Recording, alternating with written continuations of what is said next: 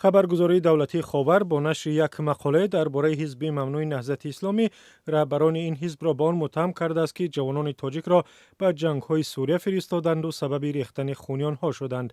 در این مقاله از سنه 21 انور آمده است اکثر تاجیکانی که با راهنمایی حزب نهضت اسلامی تاجیکستان در جنگ‌های سوریه اشتراک کردند کشته شدند و باید گفت کفارت خون آنها در گردن رهبریت حزب نهضت اسلامی می باشد. در این مقاله دایر بر تاریخ این حزب اسلامی که ماه سپتامبر سال 2015 فعالیتش در تاجیکستان ممنوع شد معلومات مختصری داده شده است. سپس نام مناسب آنهایی را آوردند که به گفته مؤلف مقاله با هدایت اعضای حزب ممنوع نهضت اسلامی به سوریه رفتند. از جمله نام سیفالدین تاجیبوف یک ساکن 35 ساله ناحیه سپیتامینی ولایت سوغد را آوردند که به گفته مؤلف سردار بخش ناحیوی حزب نهضت بود و یکی از سرکرده‌های سازمان تروریستی جبهه النصره در سوریه است. در مقاله آمده است سیفالدین تاجیبوف حالا به صف تشکیلات تروریستی جبهه النصره شامل شده از جانب رهبریت این تشکیلات تروریستی امیر گروه جمعیت ازبکان تعیین شده است. او به هر راه و واسطه جوانان تاجیکستان و ازبکستان را به صف تشکیلات مذکور دعوت کرده تا حال در جنگ‌های سوریه اشتراک دارد. تاجیبوف برادر خود ابراهیم اینام را نیز به صف این تشکیلات دعوت کرده است و او نیز حالا در سوریه است. یکی دیگر از اعضای حزب ممنوع نهضت اسلامی به گفته مؤلف مقاله فراموز عبدالملیف ساکن جماعت دهاتی ناحیه پانغاز 8 است که سال 2014 به صف گروه به نام دولت اسلامی پیوسته و بعد 2 سال جنگ در سوریه کشته شده است. عین زمان زن و فرزندان او در سوریه قرار داشتند.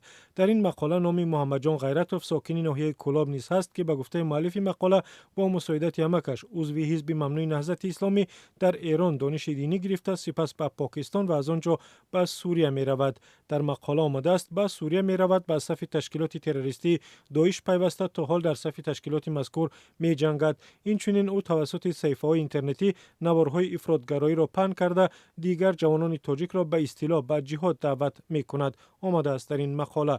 یکی از آنهایی که به سوریه رفته و از آنجا به تاجیکستان برگشته است به گفته مؤلف مقاله میرزا جمعه تبروف ساکن ناحیه نورآباد است که با مساعدت پدرش عضو سابق حزب ممنوع نهضت در شهر دمشق در یک مدرسه تحصیل کرده سال 2012 هنگام تحصیل در سوریه به گروه جنایی جیش الهور یعنی لشکر آزاد شامل شده است و بعد برگشتن به تاجیکستان تبلیغ عقیده های این اتحادیه جنایتی را به راه مانده است. سال 2017 این جوان را با جرم تبلیغات افراطگرایی به جوابگری جنایتی کشیدند.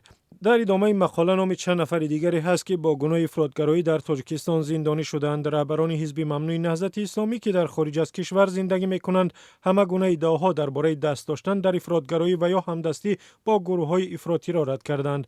بعد یاشوب عبدالحلیم نظرزاده معاون سابق وزیر دفاع تاجیکستان در سال 2015 دادگاه عالی روز 29 سپتامبر همان سال حزب نهضت اسلامی را یکی از تروریسtan آشوب نامید و آن را سازمان تروریستی اعلام کرد و فعالیتش را در کشور قطع کرد. بیش از 10 عضو ریاست حزب را با اتهام تروریسم به سالهای طولانی به زندان محکوم کردند.